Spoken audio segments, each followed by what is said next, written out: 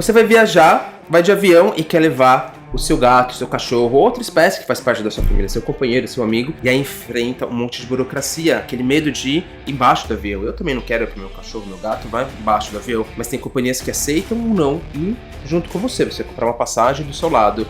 Quais são os seus direitos nesse caso? E aquela questão que sempre surge essa briga, pode ou não ter cachorro, gato, animais não humanos na casa, no apartamento, no condomínio? Qual que é o direito do tutor? Qual que é o direito do proprietário? Qual que é o direito da companhia?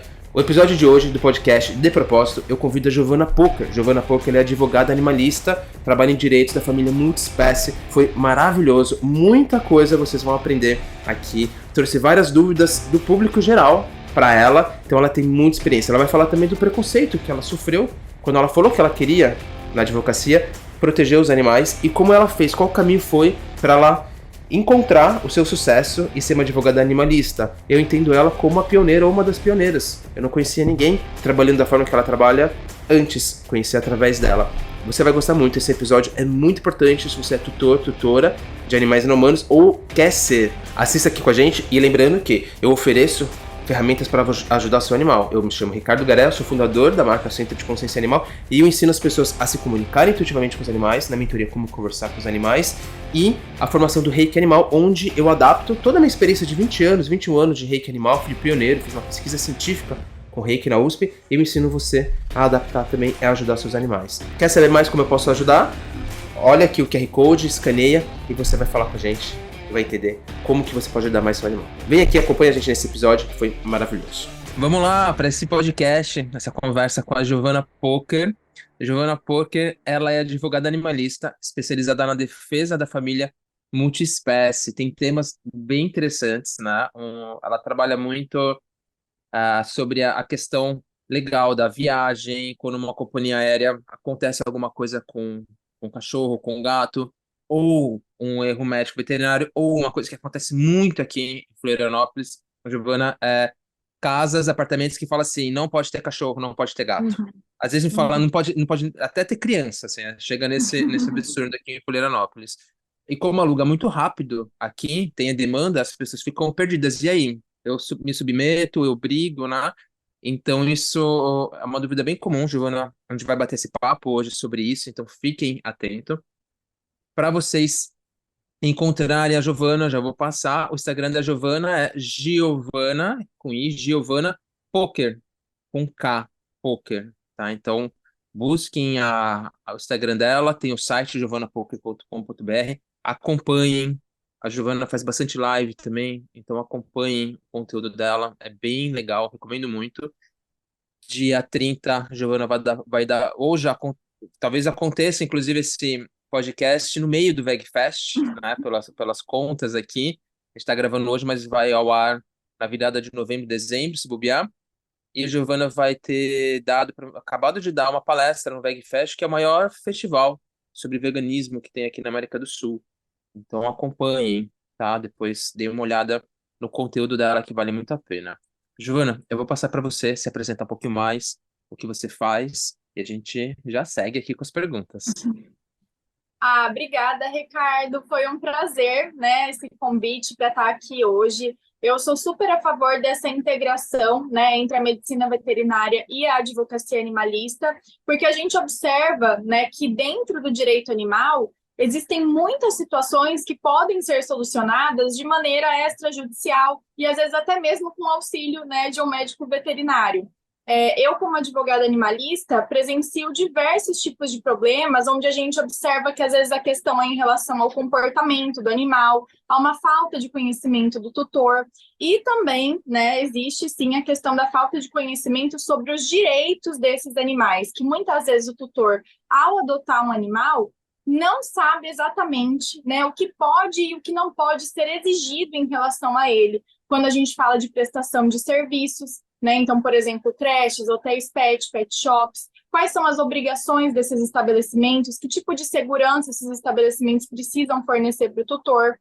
Dentro da questão de condomínio, né, como você falou, de espaços que proíbem a permanência de animais, por exemplo, é algo muito comum, a gente já tem jurisprudência sobre isso, né, que fala que é proibido essa restrição genérica de permanência de animais. E muitas vezes, quando a gente vê conflitos condominiais envolvendo animais, né, eles se dão geralmente por um comportamento inadequado ali do tutor em relação ao animal, o que faz com que o animal fique estressado, lata muito, deixe dejetos nas áreas comuns. Então, a gente observa que com uma orientação também baseada, né, na questão comportamental e veterinária, muitas vezes a gente consegue resolver aliado, né, a questão dos direitos, porque não basta saber os direitos e querer exercer os direitos sem também ter a contrapartida das obrigações do tutor, né? Então, eu acho muito interessante a gente trazer esses temas, né, de forma aliada, até porque hoje a nossa sociedade é composta por uma grande, né, quantidade de animais e que não são mais só considerados pets, né? São considerados, de fato, membros de uma família não humana. Então, a minha especialização dentro do direito animal, como advogada animalista, é na proteção dos animais membros dessa família multiespécie, né? E que se confundem muitas vezes com os direitos do tutor do animal, né? Muitas vezes o interesse é semelhante do tutor e do animal. Então, minha especialidade é nessa questão da família multiespécie, que é uma nova forma de composição familiar que a gente observa que vem crescendo muito aqui no Sim. Brasil, né? Eu vejo que, inclusive, para encaixar o cachorro, o gato, hoje, como é que ele se encontra, como que a gente chama ele dentro da família, eu percebo que a gente não sabe direito ainda, porque não é exatamente um filho, muitas vezes a gente chama de Uhum, filho de forma carinhosa, a gente não, já se fala muito, e inclusive, acho que a sua primeira publicação no Instagram fala, não somos donos, somos tutores, né, aham, então não é uma propriedade nossa, e e ele passou a ser um membro da família, né? Então a gente fica impedido de levar um membro que é da família por uma casa, uma viagem, algo assim. E eu acho, você falou uma coisa bem importante, Giovana. Eu acho que uma das principais dúvidas e dores das pessoas quando elas se mudam é não, ou não pode levar, colocam lá escrito no anúncio, não pode ter cachorro ou gato, ou leva e começa a ter problema com os outros moradores ou com o síndico, porque fala que não pode e tal. E aí você falou uma coisa muito importante. Tem a base legal para mostrar que pode, mas também não adianta eu falar assim, posso, mas meu cachorro está super estressado, latindo o tempo todo, uhum, fazendo um cocô num local que eu não recolho. Então eu preciso ter a minha parte, trabalhar junto com o veterinário, trabalhar com o adestrador, o comportamentalista. Se for inclusive hoje às 11 horas eu vou falar sobre animais com pânico de chuva, de fogos e pode acontecer. Então você precisa ajudar esse ser. O que está acontecendo? Que trauma é esse? E ajudar. Então, pelo que você falou, é importante as duas coisas acontecerem, né? uhum, uhum. Entendi. E aí trabalhar junto com esse tutor, né? Falar assim, ó, você pode, mas precisa entender o que está acontecendo com ele, porque que ele late tanto também. Sim, sim. Na verdade, Ricardo, o que eu observo muito hoje é o seguinte: as pessoas, na grande maioria, né, nunca foram assim preparadas para adotar um animal de qualquer Sim, espécie, não só cachorro, né? E o que acontece? As pessoas adotam, querem incluir esse animal na rotina familiar, mas muitas vezes fazem isso de forma meio que irresponsável, né? E por conta de ter tido esse crescimento muito grande das famílias multiespécie, né, os animais ocuparam de forma muito rápida os locais de uso coletivo, a gente observou a ocorrência de alguns incidentes, né, como, por exemplo, essa questão da sujeira, algum comportamento inadequado dentro da cabine do avião. E aí, ao invés de tentar solucionar essa situação, as empresas, né, os condomínios acabam por proibir completamente o acesso dos animais, o que não resolve o problema, né? Acaba assim se tornando uma medida restritiva, uma medida discriminatória em relação a essas famílias e em relação a esses animais. Só que para a gente conseguir retomar esses espaços, né, e demonstrar que é sim possível que os animais estejam junto com os seres humanos em harmonia, sem gerar prejuízos, é necessário a gente se atentar também, né, em relação a essas responsabilidades, principalmente sobre o comportamento do animal. Em condomínio, a gente observa muito isso, né? Porque às vezes o apartamento onde a pessoa mora é pequeno, e tem um animal ali de porte grande que fica estressado, acaba latindo muito. Nas aeronaves, a gente observa que às vezes a pessoa quer levar, mas o animal não recebeu, né, um treinamento, uma atenção em relação ao comportamento dele durante todo o tempo de viagem na cabine. Então, tudo isso é determinante para a gente conseguir, né, como assim, movimento realmente animalista, demonstrar que, assim como uma criança mal educada também pode ter um animal mal educado, mas também é possível a gente conseguir estar junto nesses espaços de forma tranquila, né? E para isso é necessário essa atenção do tutor em relação ao bem-estar, né, à segurança e ao comportamento do animal, porque assim nós conseguimos demonstrar que não tem razão para essa restrição, né, de acesso, como a gente vê hoje. A gente vê que as restrições, muitas vezes, elas são abusivas, né? Elas chegam a ser abusivas, porque elas, de fato, impedem ali, inclusive, o acesso do tutor. Por exemplo, eu atendo pessoas que precisam se mudar de país, né, que receberam oferta de trabalho fora do país, mas possuem ali um animal que é braquicefálico, que nem pode ser transportado dentro do porão ou como carga viva, porque tem risco real de óbito, Sim. mas a companhia aérea não permite que ele seja transportado na cabine.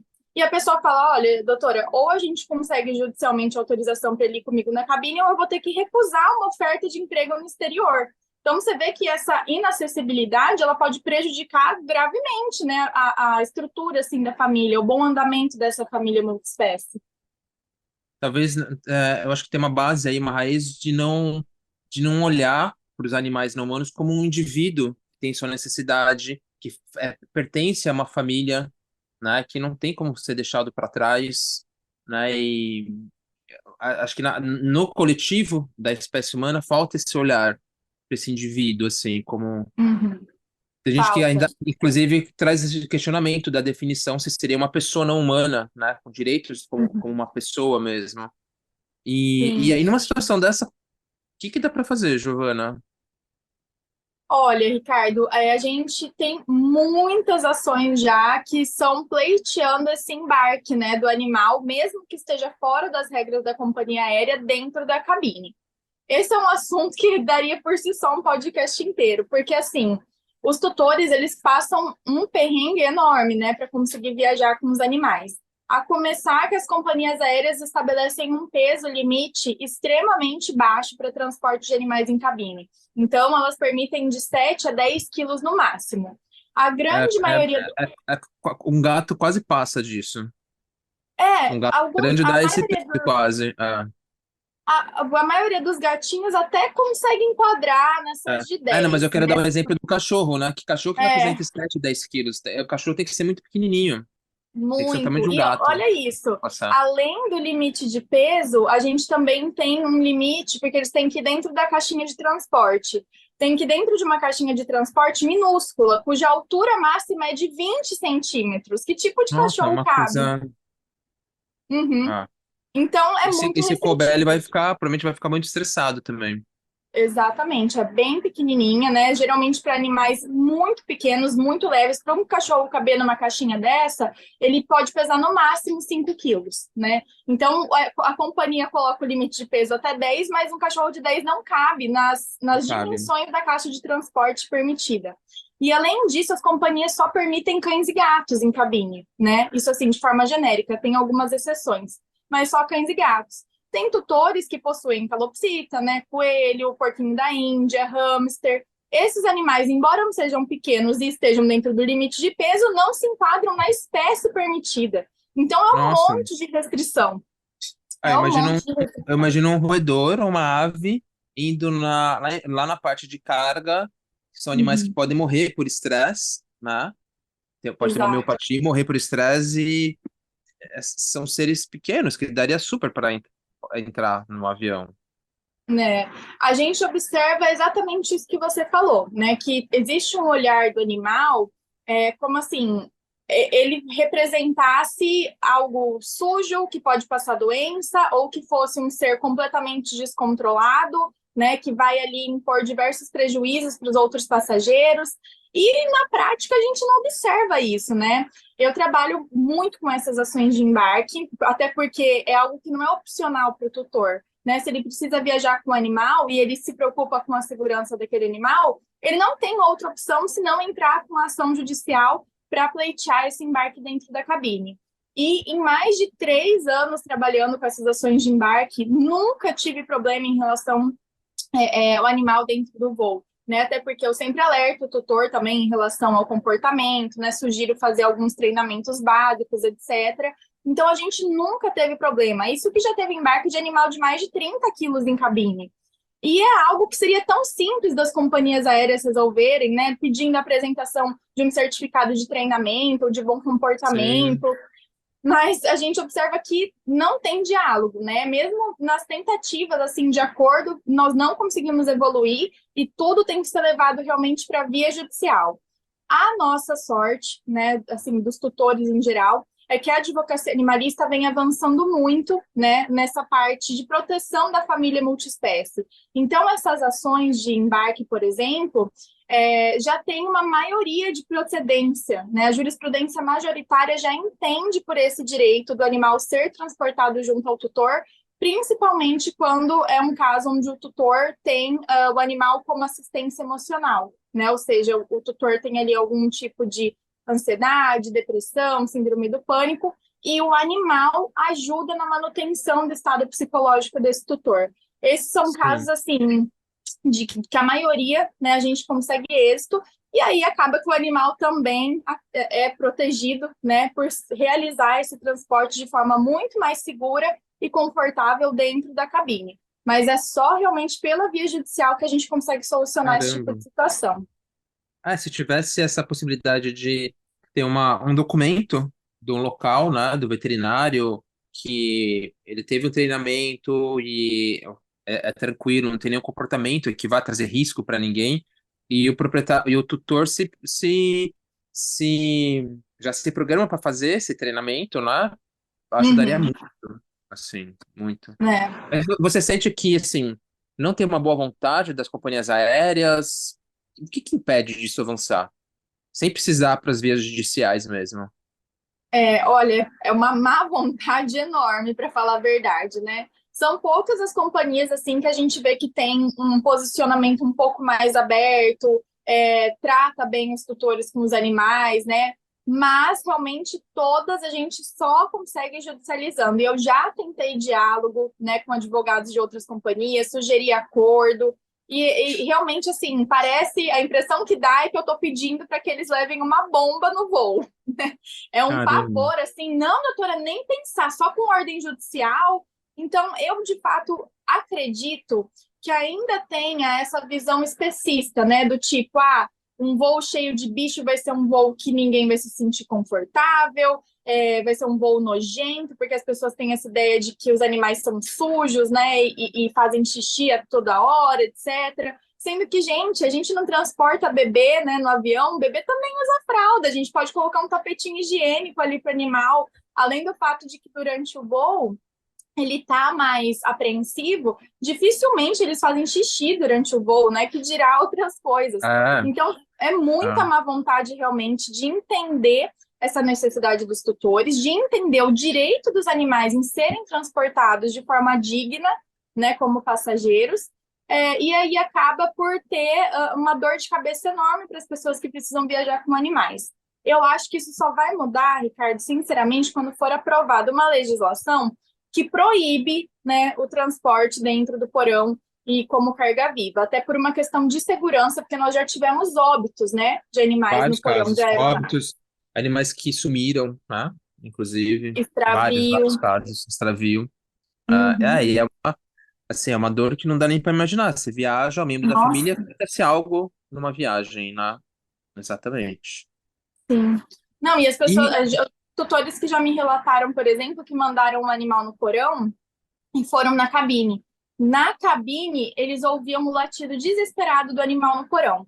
Como que essa pessoa vai ter um voo tranquilo, né? E esbarra até exato. na questão do direito do consumidor. Você está recebendo uma prestação de um serviço péssimo, né? Você está tendo uma Exato. viagem horrorosa, nervoso, tenso, e ainda com o seu animal em possível sofrimento lá, tendo pago por isso. É um absurdo, né? É um absurdo. Exato. Eu acho que quanto mais processos acontecerem, é o como vai mudar. O Sim, consumidor demandando, né? Eu sim, acho que às exatamente. vezes esbarra uma coisa que acontece muito, que é a questão da moradia, pelo menos aqui em Florianópolis, tem essa questão. Eles colocam, inclusive, no anúncio, não pode ter cachorro, não pode ter animal, por Uhum. exemplo, né? Alguns chegam, não pode ter criança, assim, ó, eles chegam no extremo, né? Então você Uhum. impede muitas pessoas de ter uma moradia. Aqui em Florianópolis, os valores são cada vez mais altos, então às vezes as pessoas acham uma moradia com um valor legal que ela consegue pagar, e aí vai ver lá no final, não pode ter cachorro ou gato. Uhum. E eu acho que isso é um problema muito comum que acontece. E aí, só que o que acontece aqui em Florianópolis, para piorar, é uma alta demanda. As casas alugam muito rápido. Assim, pra gente Uhum. alugar e vir para cá, era assim, eu acordava de manhã, eu era 6 da manhã, eu via o anúncio, já entrava em contato, já marcava a visita, vamos supor, 10 da noite, 10 da manhã, pouquinho antes da visita já me ligavam falando para desmarcar porque a casa tinha sido alugada. Eu Meu falava, Deus. mas eu fui a primeira visita. Não, alugaram sem visitar. Eu falei, como que alguém aluga uma casa sem conhecer? Então a demanda aqui em Florianópolis é nesse nível, assim. E aí por isso Uhum. os valores cada ano aumenta mais. E aí as pessoas colocam que não podem. Então você fica naquela, assim, falar, não, eu vou brigar, vou falar que eu vou levar. A pessoa vai falar assim, eu não quero alugar para você. E a casa não vai ficar um mês parada. E ela vai ter que aceitar você. Ela sabe que de tarde ou amanhã ela alugou a casa. Uhum. Então é uma situação complicada aqui, assim, eu não sei exatamente como as pessoas podem fazer, ou se elas. O que que é melhor nesse caso? Ela briga e fala, eu tenho e vou, é proibido você proibir isso, ou é melhor ela ir se mudar, e aí quando ela tá lá, o proprietário descobre que ela tem cachorro ou gato, apesar dele não ter colocado dele ter colocado no anúncio que não podia, e ela fala, aí ela mostra a lei para ele, que como que dá para agir nesse caso? Claro que precisa contratar, eu acho que tem que ter o respaldo, não fazer de conta, não fazer por Uhum. conta, de repente, o proprietário que coloca um processo no inquilino, né? Uhum. E então dá para você, eu sei que trabalha com isso, as pessoas podem te contratar, mas eu sei que surge essa dúvida, o que que eu faço? Eu não alugo, eu vou mesmo assim e lá eu brigo, o que que é melhor para a pessoa fazer? Olha, Ricardo, esse assunto é bastante complicado porque, assim, em relação aos imóveis particulares, né, esses contratos de locação, de locação, né, compra não, de locação diretamente com o proprietário, né, ou por meio de imobiliária, mas que sejam casas em via pública e não em condomínio, esses contratos, a gente observa que a jurisprudência ainda entende, né, que o proprietário do Entendi. imóvel pode sim estabelecer regras restritivas. Isso não só em relação a animais, né, como crianças também. E, por exemplo, aqui não pode funcionar um estabelecimento comercial, aqui não pode exercer tal tipo de atividade, não pode fazer tal tipo de furação, não pode ter criança, não pode ter animal. Essas restrições ainda são cabíveis nesses contratos particulares, tá? Isso ainda pode. Eu entendo como algo bastante absurdo, assim, no sentido de Sim. você influenciar na vida do morador, né? Ele já está pagando o aluguel, em tese, o direito de uso ali do imóvel é completamente dele naquele momento. Até Mas a por isso que tem o jurisprudência, calção, tem o seguro fiança, tem todo exato, porque se a tiver algum segurança. dano, Ah, cobre, exato. né? Mas, infelizmente, a jurisprudência ainda entende que nessa relação particular é permitido, sim, impor algumas restrições. O que precisa ser observado? Se, além de constar no anúncio do imóvel, essa restrição em relação aos animais está no contrato de locação, tá? Porque se dentro do contrato não tem uma cláusula expressa dizendo que é proibido animais, o tutor não pode ser impedido de se mudar com um animal ou até de adotar um animal no curso dessa locação. Precisa estar expresso em contrato e o tutor precisa anuir com essa condição antes da locação. O que eu vejo muitas vezes é a pessoa, o proprietário do imóvel não gosta de animal, não colocou, até pode ter anunciado como não podendo com animal, mas ali no contrato de locação não tem nada expresso sobre essa proibição. O tutor vai lá, adota um animal e o proprietário perde o despejo, né? Isso o proprietário não vai conseguir ganhar na justiça, porque o tutor não se comprometeu com essa condição na assinatura do contrato. Agora, se estaria Entendi. expresso, né? Não pode animais de estimação, aí o tutor vai e adota, vai ter que levar essa discussão realmente para via judicial. Não estou dizendo que com certeza, né, o tutor vai ter que sair do imóvel, mas cabe sim uma discussão judicial, né? Quer dizer, a gente vai ter ali o direito de propriedade daquele proprietário sobre o imóvel versus o direito à família multiespécie do locatário. Então, vai ter que ser levado isso para a interpretação do juiz. A gente não tem ainda uma decisão majoritária sobre esse assunto, ao contrário dos condomínios. Isso é importante prestar atenção. O condomínio não pode prever nas regras genéricas condominiais, no estatuto, no regulamento interno, proibição de ter animais nas unidades autônomas, tá? Isso não pode. Então, se o proprietário de uma unidade autônoma estiver disponibilizando para locação e ele falar que naquela unidade não pode animal, ok. Mas o condomínio não pode falar aqui dentro não é admitido animal. Isso a gente já Entendi. tem jurisprudência do Superior Tribunal de Justiça, né, que diz que esse tipo de proibição genérica é abusiva. Um animal só pode ser proibido de permanecer dentro do condomínio, né, se for comprovado que ele apresenta risco à segurança, saúde ou sossego dos demais moradores. E ainda assim, a permanência dele na unidade autônoma é questionável, porque ali dentro, né, o que impera é o direito de uso do imóvel do morador. O condomínio não pode interferir no que você faz dentro da sua unidade autônoma, né? Assim, como a gente acaba ouvindo o vizinho, às vezes o vizinho tá discutindo, o vizinho tá brigando com o filho, o vizinho tá brigando com seu companheiro, sua companheira, tá ouvindo música alta, então não tem como brigar para ele ir embora daquele condomínio. Mas é muito É, importante o que você falou, porque acho que tem muita confusão. Então, quando é uma propriedade que não é condomínio, hoje ainda o proprietário pode falar que ele só aluga se não tiver animais não humanos e tem que estar em contrato isso, porque se não isso. tiver em contrato, ele não tem direito nisso e abre uma possibilidade para judicialmente Sim. o inquilino resolver isso. Uhum. Agora, se ele falar que sim, tem contrato, a melhor alternativa mesmo é evitar esse imóvel, porque ele tem legalmente, ele tem essa possibilidade. No condomínio, o proprietário de um apartamento, ele pode também colocar essa restrição, se ele quiser. Aí não tem muito o que Uhum. fazer. Agora, se ele permitir, se não está no contrato, ou ele fala que pode, o condomínio, nas regras gerais, não pode impedir, porque o proprietário daquele apartamento permitiu. Desde que, Isso. claro, não, como você falou, não tenha risco para a saúde de ninguém, para a vida de ninguém, e tudo bem.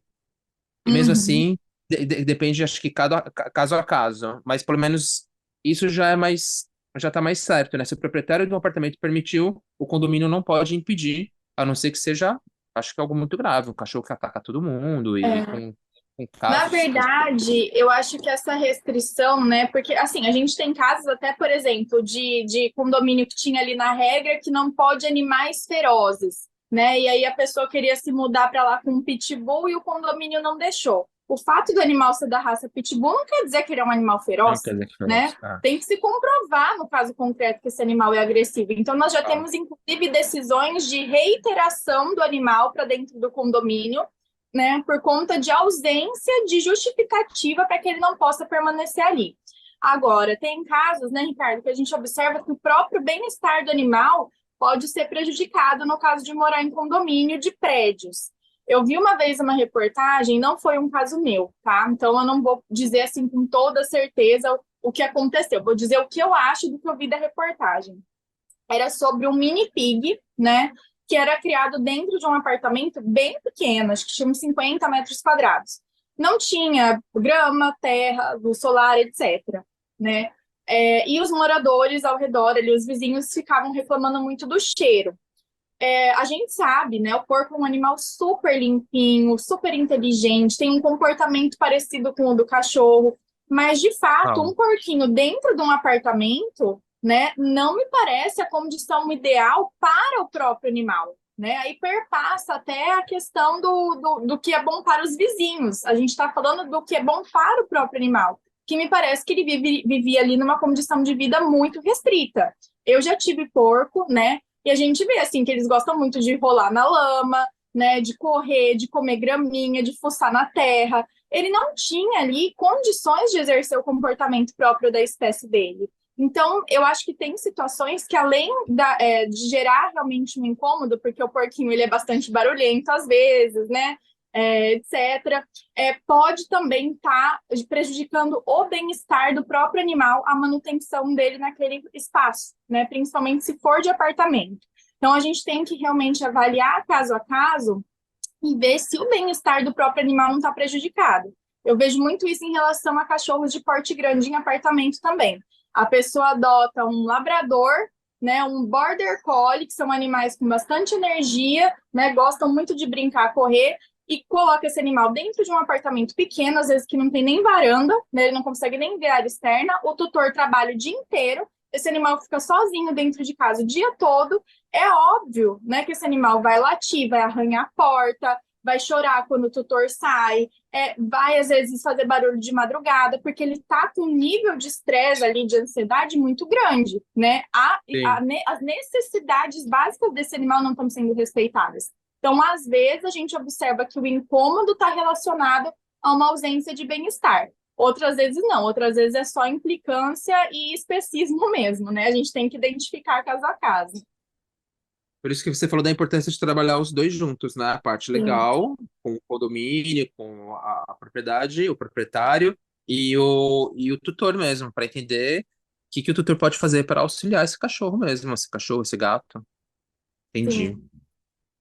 E me fala uma coisa, como que foi como que surgiu esse seu caminho de trabalhar como uma advogada animalista, especificamente com os animais não humanos? Como que foi isso? Olha, na verdade, eu entrei na faculdade de Direito já com o objetivo de atuar com direito animal, né? Que legal. Eu posso dizer assim que quando eu comecei era tudo mato, nem se falava em advocacia Quando, animalista, quando que você, quando que você se formou? eu me formei em 2017, né? Aham, Mas nisso eu já tinha feito, por exemplo, o TCC em Direito Animal, que tinha sido o primeiro da faculdade, né, em que Direito legal. Animal. Ainda mais, Ricardo, que eu sou de Marília, interior de São Paulo, bem interior. Sim, E lá tem uma cultura da pecuária muito grande, né? Então é aquela questão mesmo de ver o animal como um objeto, né? Ou você sim. tem ele É porque um, você é um, gosta. é um, é um bem que gera um lucro para as pessoas, uma Sim. propriedade, né?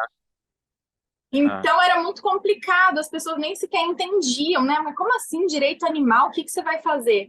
Eu, na verdade, quando eu pensei primeiramente, eu sempre gostei muito de animal, desde criança. Eu tinha uma identificação assim muito grande, né? Meus amigos eram os cachorrinhos de rua, os cavalos do sítio do meu pai. Então, como eu fui criada em sítio, eu vi às vezes, por exemplo, um porco sendo morto, uma galinha sendo morta para comer.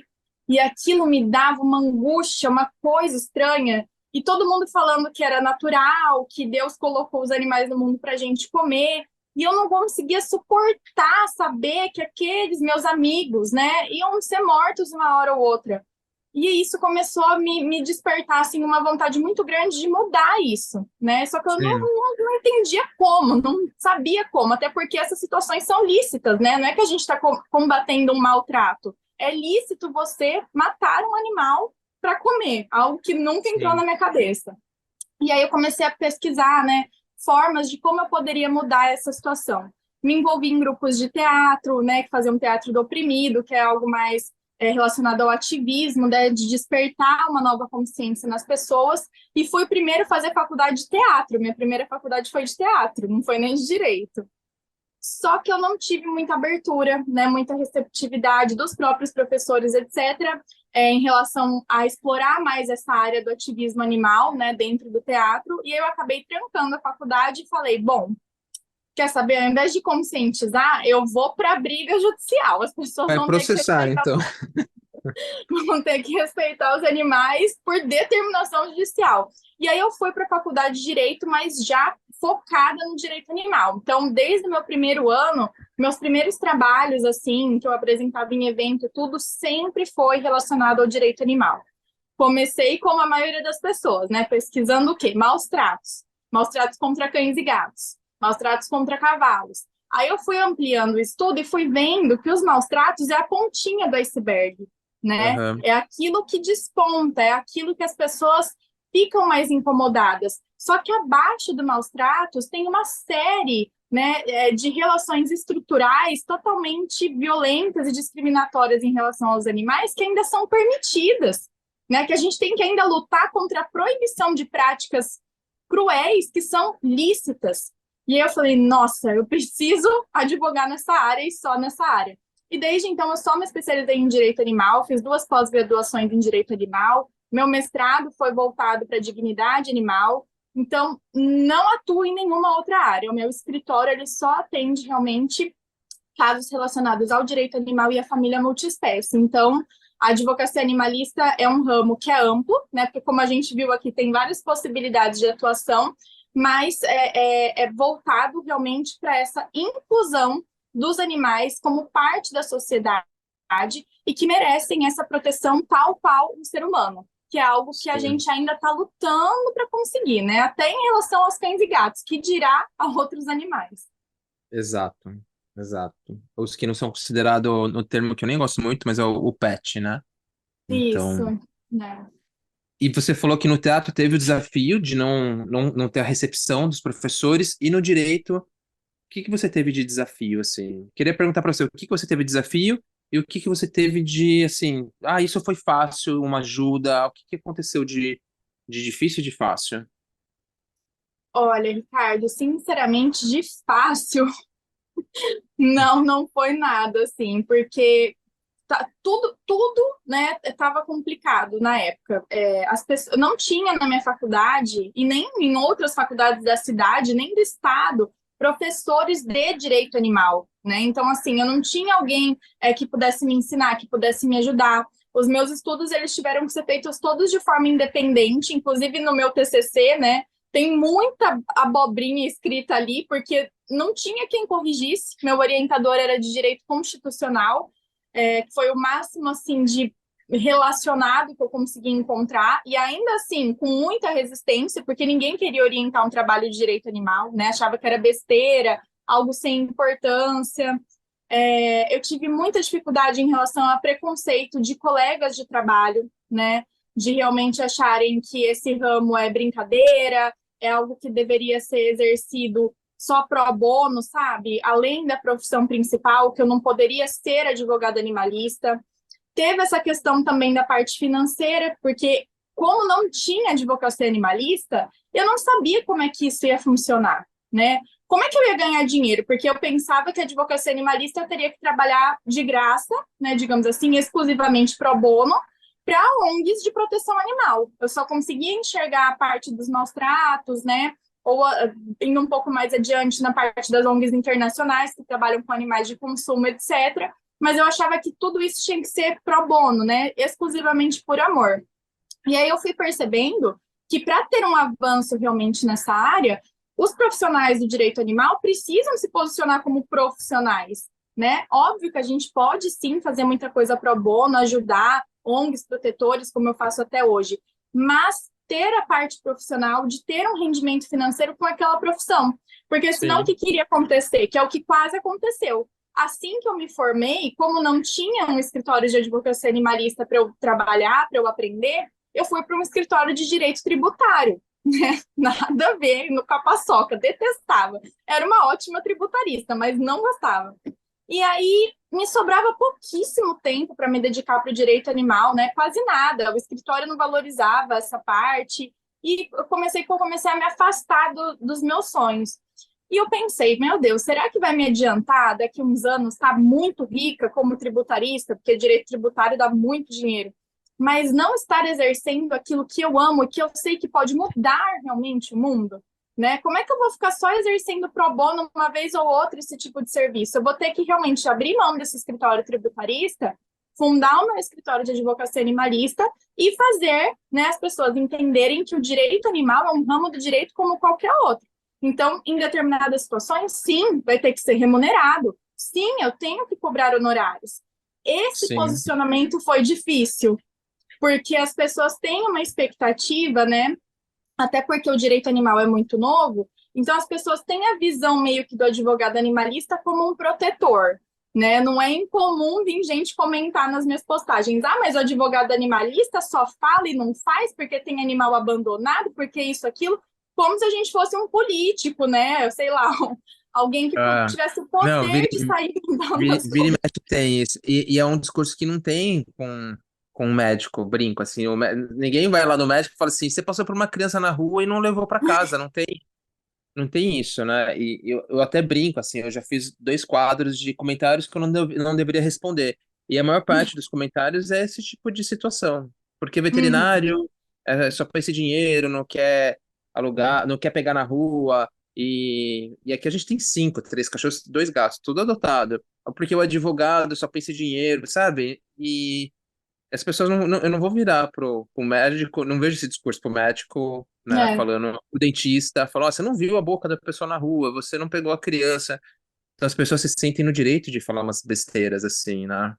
é. Mas Não, me é. parece que eu não sei assim, talvez por ter cachorro, gato, e eu acredito que tem muita gente que fica sem saber o que fazer, às vezes fica na mão de companhias aéreas, de estabelecimentos, de condomínios, porque não sabe a sua lei, os seus direitos, seu e do seu animal não humano, e não sabe que existe a possibilidade de contratar uma advogada animalista como você para poder resolver. E é o que você falou, às vezes impede, inclusive, um trabalho importante para ela, uma mudança de vida importante, né? E fica sem saber. Então, eu acho que é super importante e é um.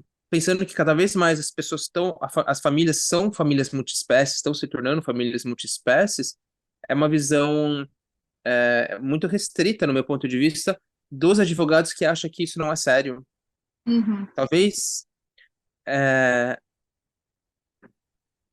eu acho que talvez é justamente o contrário, está crescendo muito isso, né?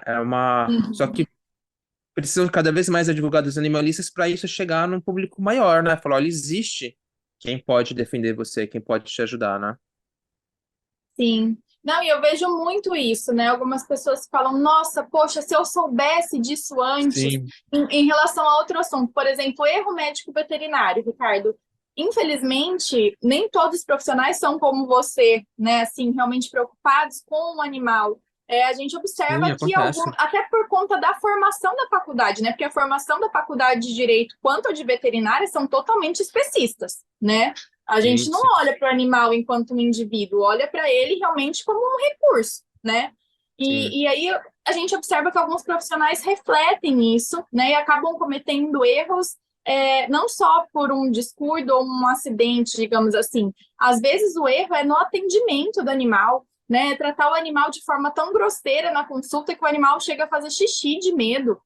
E situações assim podem ser indenizadas, né? O tutor pode levar isso para a justiça. E muitas pessoas me relatam que passaram por situações assim e não sabiam que podiam acionar judicialmente, né? Não sabiam que existem regras que defendem o consumidor, inclusive de serviços PET, né? Não sabiam que o Sim. animal tem direitos ali que devem ser respeitados. Então, principalmente os prestadores de serviços PET ainda têm uma impunidade assim muito grande, né? Não só na esfera criminal, mas na civil também, porque os tutores ficam meio acuados, né? Não pedem prontuário de atendimento, não pedem explicações, aceitam, por exemplo, às vezes até o animal ser retido numa clínica como forma de pagamento. Então a gente vê que a falta de conhecimento muitas vezes gera uma cultura, né, de impunidade. E isso tudo se reflete posteriormente nessa questão dos maus tratos, que é o que Sim. mais incomoda as pessoas, né? Porque a partir do momento que a gente vai relativizando os prejuízos, né, cometidos contra os animais, a gente acaba se tornando uma sociedade violenta com eles. Então, Sim. tudo está interligado. Antes eu tinha muita dificuldade de enxergar isso, né? Eu pensava, nossa, Giovana, mas com tantos animais precisando, como é que você vai usar o seu tempo para fazer ação de embarque de cachorrinho em aeronave? E aí eu comecei a perceber, peraí, se nem o cachorrinho, né, de madame, digamos assim, né, um Lulu da Pomerânia pode embarcar numa aeronave, quem é que vai olhar para aquele vira-latinha passando fome na rua? Então, Exato. tudo está interligado, né? Conforme a nossa consciência vai aumentando, independentemente de que esfera a gente esteja falando dos animais, isso melhora num contexto geral. Tanto que depois do reconhecimento, né, das famílias multiespécie, a gente observa que já houve um avanço, né? Teve aí a aprovação da Lei Sanção, que aumentou a penalidade do crime de maus tratos contra cães e gatos. A gente vê a jurisprudência mais favorável aos animais em condomínio, aos animais em aeronaves.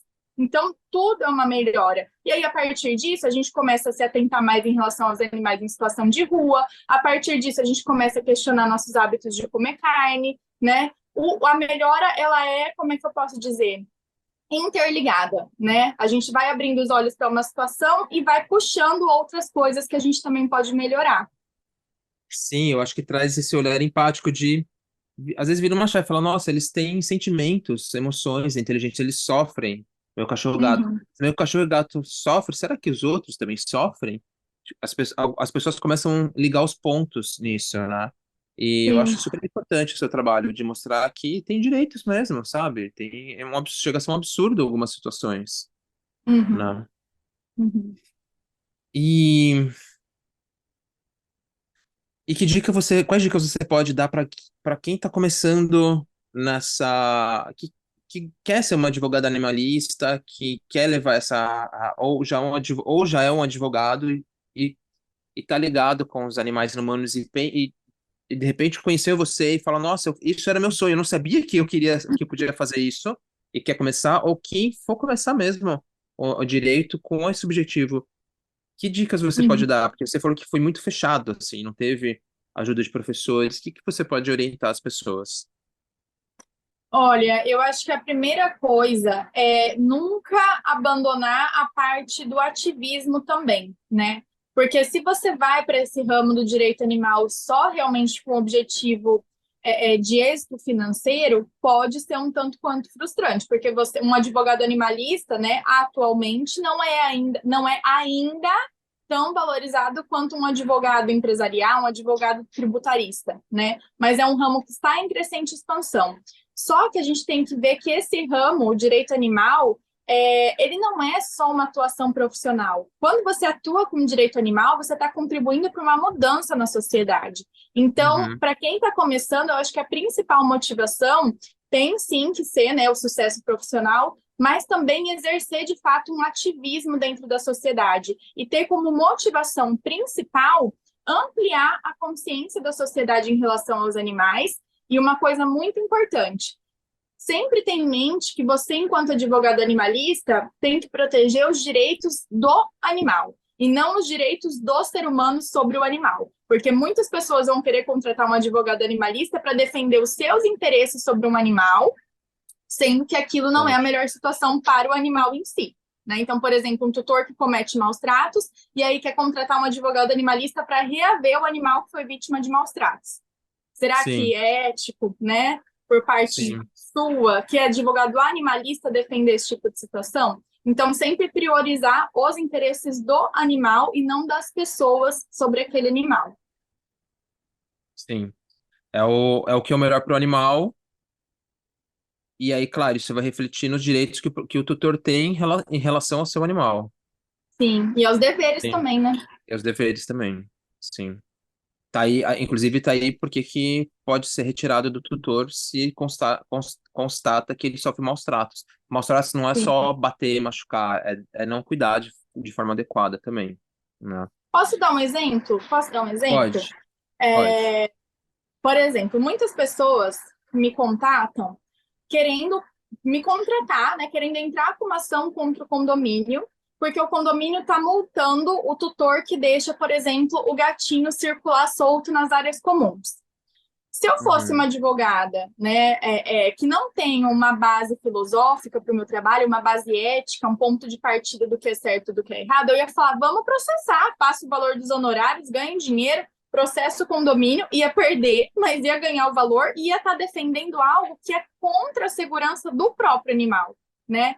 Tendo em mente Sim, sempre o bem-estar do animal, o que eu oriento o tutor? Olha, isso que você está me pedindo é algo que é contrário ao interesse do seu próprio bichinho. Ele pode ser atropelado, ele pode ser envenenado, ele pode se perder, né? Ele pode entrar numa casa que tem cachorro e ser mordido, ser atacado. Então, embora para você seja mais cômodo, ao invés de passear com esse animal, deixar ele solto, para o animal isso não é seguro. Então, não posso te ajudar nessa situação. O que eu posso fazer, né, é te instruir sobre meios de você desestressar o bichinho, etc. Mas não posso pleitear que o condomínio seja obrigado a aceitar que o seu animal transite sem segurança, né?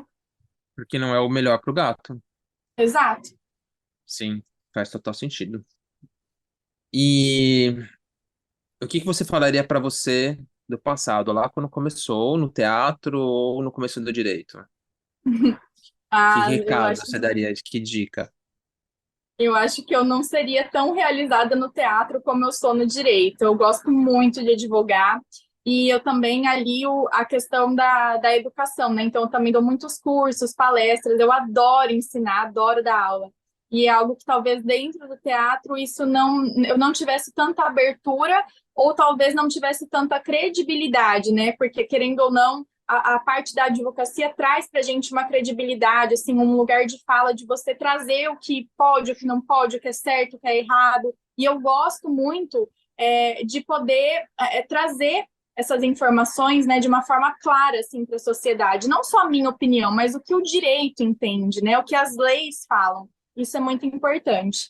Eu diria, eu nem falaria assim, Giovana, pula esse 1 ano de teatro, vai direto para o direito, porque vai dar tudo certo, e nunca desista de acreditar no que você acha certo. As pessoas vão falar, né? Você vai ser rechaçada muitas vezes, vai se decepcionar, mas no fim, a sua profissão não é por outras pessoas, né? É realmente pelos animais, e eles merecem todo o apoio do mundo. Inclusive, são eles que me apoiam, né? Eu tenho uma família enorme aqui de 28 animais, com várias espécies diferentes, e eu sempre falo que eles sempre foram o meu maior porto seguro, assim, sabe? Todas as vezes que eu pensei que não ia dar certo, ou que fui destratada, até às vezes por juiz, né, por promotor, Sim. achando que esse trabalho é brincadeira, eu olho para eles e falo, nossa, tudo vale a pena, porque eu quero que um dia todos os animais do mundo sejam amados e respeitados como vocês são. Porque, ai, Ricardo, a gente que tem bichinho assim, convive de forma muito próxima, sabe que, nossa, a paz e o amor que eles dão pra gente, nenhum ser humano no mundo consegue dar, sabe? E as pessoas não conseguem perceber isso, né? Se percebesse, a nossa sociedade como um todo seria tão mais maravilhosa se a gente aprendesse, ao invés de explorar, né? Se a gente usasse toda essa ingenuidade deles, a fragilidade deles, como algo a ser aprendido, né? Ao invés de algo a ser utilizado contra eles, com certeza a gente já teria aí um índice de desenvolvimento humano muito melhor do que o que a gente tem hoje, né? Numa sociedade violenta, cheia de desigualdade, e eles estão aí, tentando mostrar para a gente como faz, e a maioria das pessoas não quer aprender. Então, eu diria Tá. isso. Ouça seus bichinhos, confia, né, na sua intuição, na sua verdade, que nasceu comigo essa questão, né, dos animais, e vai em frente. Nem liga para teatro, para nada. Vai direto para o direito animal. Acho que é importante ter muito claro o propósito daquilo, o objetivo, né? Porque quando estiver Sim. muito difícil, você se apoiar nesse propósito. Ah, é por isso que eu estou fazendo, é por eles que eu estou fazendo, é para conscientizar, para Sim. mudar a relação do humano com os animais não humanos. E que livro você indicaria para as pessoas? Que livro você gosta de indicar? Olha, eu gosto de indicar o que me transformou assim.